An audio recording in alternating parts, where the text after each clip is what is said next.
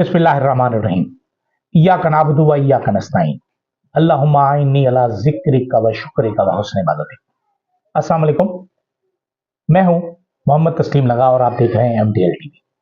इस वक्त आज जो हम बात करेंगे वज़ीर आज़म की खुसूसी गुफ्तगू, नेशनल एथिक्स कमेटी के इजलास से खिताब, पिछला रोज होने वाला खिताब, और एक उनका उड़ान पाकिस्तान के हवाले से।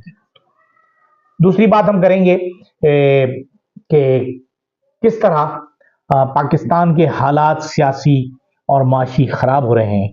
इसके अलावा हम गिलगित बल्तिस्तान में होने वाली बातों की बात करेंगे। पाकिस्तान में 9 मई का जो स्टांस है उस पर लग रहा है कि जैसे रिवर्स गियर लग गया है।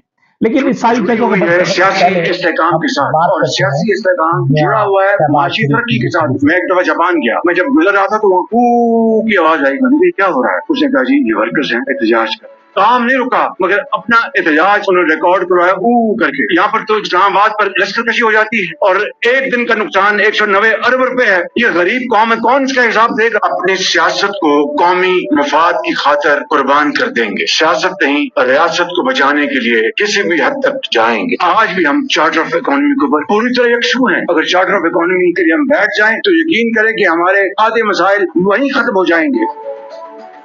जब अपना काफिला अज़्मो यकीन से निकलेगा, जहाँ से चाहेंगे रास्ता वहीं से निकलेगा। वतन की मट्टी मुझे एड़ियां रगड़ने दे, मुझे यकीन चश्मा ये गुफ्तगू थी मियां शहबाज शरीफ की।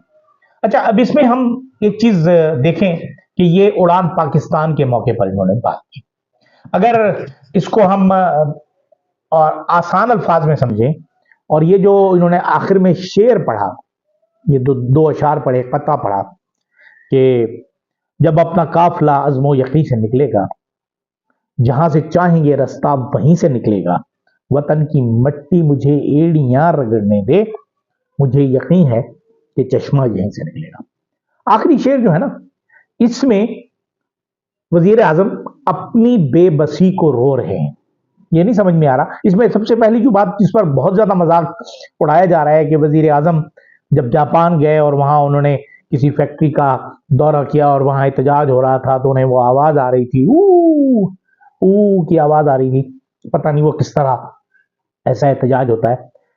काश हमारे वजीर आजम उनके आम वर्कर के एहतजाज को ऑब्जर्व करने के बजाय, उसको देखने के बजाय, आप उनके हुक्मरानों के तर्ज अमल को भी देख लेते कि वो कितने दयानतदार हैं। और उनके नजदीक सबसे बड़ा, सबसे ज्यादा गलत काम है झूठ बोलना। और हम अल्लाह के 99 नामों के नीचे खड़े होकर झूठा हलफ तक उठा लेते हैं। शायद ये किसी मुसलमान के लिए डूब मरने का मकाम ही है।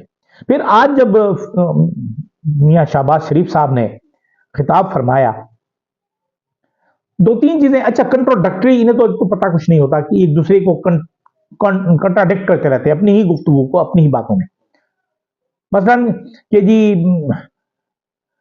सोशल मीडिया जो है वो पाकिस्तान को ब्लैकमेल कर रहा है, हालात को ठीक नहीं होने दे रहा, ये नहीं करने दिया जा रहा। फैसल करीम भुंडी साहब फरमा रहे हैं कि ये काम बहुत अहम था जो कुरम एजेंसी में जो मुआहदा हुआ उससे पहले होना चाहिए था। सूबाई हुकूमत कुछ नहीं कर रही। शायद कुंडी साहब, वजीर आजम साहब अपने अमल को नहीं देख रहे। सोशल मीडिया जो कुछ कर रहा है वो न्यूटन के तीसरे कानून के मुताबिक हो रहा है, जो कहने को तो लॉ ऑफ मोशन है, लेकिन हकीकत यही है कि हर अमल का रद्द अमल होता है और वो उतना ही सख्त होता है जितना के अमल। उस दिन से डरें जब आप हर शख्स को फितनतुल खवारिज कहना शुरू कर दें। आप में इतनी हिम्मत नहीं है कि आप अपने उन दुश्मन मुमालिक का नाम ले सकें। इस वक्त अगर किसी को आप दुश्मन, गद्दार, पाकिस्तान मुखालिफ कह सकते हैं पार्टी को, तो वो पाकिस्तान तहरीक इंसाफ है। और अगर किसी सूबे को कहना चाहते हैं आप, तो वो आपके नजदीक ठहरता है बलूचिस्तान। क्यों? कि बलूचिस्तान में बहुत से हमारे वसाइल मौजूद हैं, मादनियाती वसाइल मौजूद हैं, और जिन पर हमने कंट्रोल हासिल किया हुआ है और अपनी मर्जी के मुताबिक हम उस पर अपना इख्तियार हासिल करना चाहते हैं। ये रेकोडेक का जो मामला था, ये हमारी गुज़िश्ता हुकूमतों ने, और ये मियां नवाज शरीफ साहब की हुकूमत के दौर में और उससे पहले आसिफ अली जरदारी साहब की हुकूमत में, उसे जिस तरह खराब किया गया और जिस तरह उसे खराब करने के बाद वो आलमी अदालत में गए, और आलमी अदालत में जाने के बाद उस पार्टी को पाकिस्तान के खिलाफ फैसला मिला जिसके मुताबिक $7 अरब गालिबन थे जो पाकिस्तान पर जुर्माना किया गया। ये तो इमरान खान की हुकूमत थी जिसने वो अरबों डॉलर का जुर्माना ना सिर्फ माफ करवाया, out of the court settlement करके उसे दोबारा शुरू किया। लेकिन हमारे यहां कब्जा ग्रुप, ये हैं कब्जा ग्रुप, बड़े बड़े कब्जा ग्रुप, कोई हुकूमत पर कब्जा करता है, कोई इदारों पर कब्जा करता है, कोई वसाइल पर कब्जा करता है, और मुख्तलिफ अंदाज से ये काम किए जाते हैं। शायद आपको याद होगा उस वक्त जो चीफ जस्टिस एक वक्त में थे इफ्तिखार चौधरी साहब, उन्होंने अपने बेटे ही को, अरसलान को ही वहां चेयरमैन लगा दिया था, और बाद में कहने लगे मुझे तो पता नहीं किसने लगा दिया।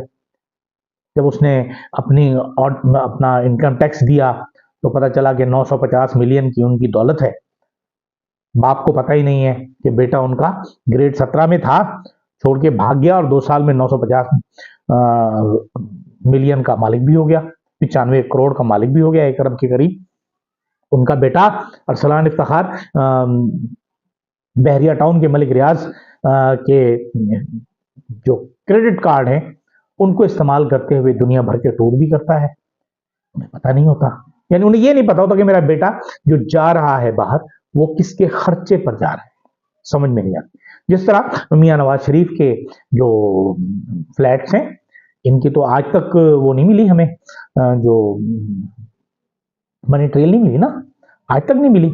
जो उन्होंने कौम से खिताब में बताई थी वो अलग थी, जो उन्होंने पार्लियामेंट में बताई थी वो अलग थी, जो उन्होंने प्रेस कॉन्फ्रेंस में बताई थी वो अलग थी, जो उन्होंने अदालत में जवाब दिया वो अलग था।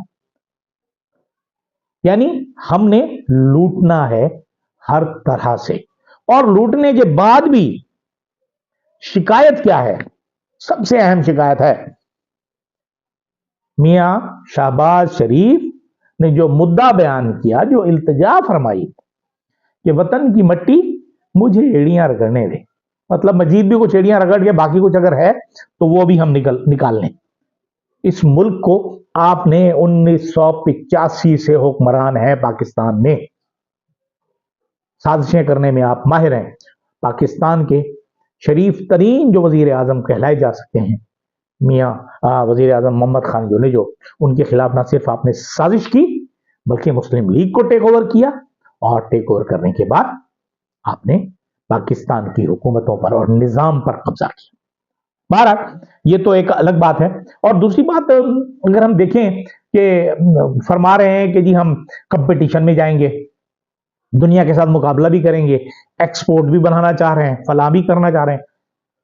एक्सपोर्ट बढ़ाने के लिए आपको 2 चीजों का बहुत ख्याल करना पड़ता है, क्वालिटी और कीमत, मेयार और कीमत। मेयार तो एक्सपोर्टर बना लेता है अपना, लेकिन कीमतें कम कैसे करेगा? पेट्रोल डीजल आप क्या महंगे, बिजली आप क्या महंगी। दुनिया में कहीं भी इतनी बिजली नहीं है जितनी बिजली हमारे मुल्क में महंगी। अब कल परसों एक रिपोर्ट आई है जिसके मुताबिक जो पाकिस्तान में बिजली की पैदावारी और डिस्ट्रीब्यूशन की लागत है, यानी पैदा हो रहा है यूनिट ₹7.62 का, उसमें डिस्ट्रीब्यूशन और उनका खर्चा मिलाकर ₹11.09 का पड़ता है हुकूमत को। उसमें कैपेसिटी चार्जेस क्या दिए जाते हैं, यानी वो चार्जेस जो ना पैदा करने के लिए आप उस आईपीपी के मालिक को देते हैं, जिसमें आप भी मौजूद हैं, आप खुद भी मौजूद हैं, आपके अपने बिजली घर भी मौजूद हैं, आपके दोस्तों के हैं, आपके सियासी हलीफों के हैं, आपके साथियों के हैं, हुकूमत के अलायंस में मौजूद हैं, उनको आप देते हैं ₹11.09 में पैदा होने वाली बिजली, जिसमें ट्रांसमिशन का खर्चा भी शामिल है, पैदा तो 7 रुपए में होती है, उसमें आप उन्हें कैपेसिटी चार्जेस दे रहे हैं 17 रुपए और 1 पैसा, यानी 17 रुपए 1 पैसे आप कैपेसिटी चार्जेस दे रहे हैं ना पैदा करने की बिजली। और वो ना पैदा क्यों नहीं की जा रही, उसकी भी वजह यह है कि आप लोगों ने इस कमीशन के चक्कर में, जो किकबैक के चक्कर में इतने ज्यादा बिजली घर लगा लिए कि आपको पता ही नहीं था कि पाकिस्तान की जरूरत तो 2000 लीटर की है, आपने 50,000 लीटर खरीद लिया उसके लिए। अब जो सरप्लस है उसे आप रखेंगे कहां? उसके लिए आपने रास्ता निकाला चोर दरवाजा, पहले रेट ज्यादा दिए, फिर आपने चोर दरवाजे से उन्हें दे दिया। फिर यही यानी 28 रुपए और 10 पैसे में बनने वाली 28 रुपए 10 पैसे में वो टैक्सेस मिला के 45 रुपए में हमें दी जा रही है। क्या जुल्म है, क्या जुर्म है पाकिस्तानी कौम का? क्या ये किसी की समझ में नहीं आता? दूसरी तरफ अगर हम देखें, हुकूमत जो है वो इकदाम जो कर रही है हमारे ताकतवर हल्के, मैं इस मामले पे बहुत परेशान हूं कि हम कहां जा रहे हैं। बलूचिस्तान से हम शुरू हुए, केपीके में आए, केपीके के बाद पंजाब को तख्ता मश्क बनाया, फिर आजाद कश्मीर में गए, आजाद कश्मीर के बाद गिलगित बल्तिस्तान में पहुंचे। अच्छा, अब इन तमाम इलाकों के डायनामिक्स मुख्तलिफ हैं। इस्लामाबाद में अगर आप कोई काम कर रहे होंगे जो 26 नवंबर को आपने किया था, उसके हालात, उसके असरात मुख्तलिफ होंगे जो आप कहीं मच्छ में करेंगे, गवादर में करेंगे। गवादर में जो कुछ किया, कोयटा में जो कुछ किया, बलूचिस्तान में जो कुछ हमने किया, उसके असरात ये हो गए हैं कि जितनी खलीज इस वक्त पाकिस्तान की मुसल्लह अफवाज और अवाम के दरमियान है, इससे कई गुना ज्यादा बलूचिस्तान और मुक्तदरा के दरमियान है। या आप इवन आप ये कह लीजिए कि पाकिस्तान और बलूचिस्तान के दरमियान बहुत बड़ी खलीज पैदा हो। और ये जख्म जो है ना, इस पर हम मरहम रखने के बजाय हम उस पर नमक डालने का काम किया जा रहा है। फिर हम आ गए केपीके में, पंजाब में, आजाद कश्मीर में जो कुछ हम कर रहे हैं वो तो बहुत ही बुरा है, और जीबी में। और ये पता नहीं लोगों की समझ में नहीं आता कि जीबी और आजाद कश्मीर मुसल्लमा तौर पर, बैनुल अक़वामी तौर पर मुतनाज़ा हैं। हम अपना कब्जा रखे हुए हैं, हमारा पॉइंट ऑफ व्यू ये है, हमारा स्टांस ये है, लेकिन अगर दुनिया में जाकर बात करेंगे तो दावा मौजूद है भारत का जम्मू पर भी और आजाद कश्मीर पर भी, गिलगित बल्तिस्तान पर भी। अब ऐसी सूरत हाल में आप क्या कर रहे हैं कि वो जो लोग हैं उन्हें आप मजीद दूर कर रहे हैं। खुदारा ये काम ना कीजिए। जैसा कि शहबाज शरीफ ने फरमाया है कि वतन की मट्टी मुझे एड़ियां रगड़ने दी, मुझे यकीन है कि चश्मा यहीं से निकलेगा। अगर एड़ियां रगड़ रगड़ के मर भी जाएंगे तो चश्मा नहीं निकलेगा। पाकिस्तान के अवाम, हुकूमत और इस्टेब्लिशमेंट, इनके दरमियान पैदा हो जाने वाली ये खलीज किसी तौर पार नहीं की जा सकेगी, खत्म नहीं की जा सकेगी। खुदारा अक्ल के नाखून लें और होश से काम करें, क्योंकि सब कुछ ठीक है सिर्फ उस वजह से जब मेरा पाकिस्तान ठीक है, मेरा बलूचिस्तान ठीक है, मेरा केपीके ठीक है, मेरा पंजाब, कश्मीर और गिलगित बल्तिस्तान ठीक है। अगर कुछ खराब हुआ तो फिर सब कुछ खराब हो जाएगा और हम इस दुनिया में अपनी शनाख्त खो ना दें। मेरे मुंह में खाक। इजाजत दीजिए, अल्लाह हाफिज।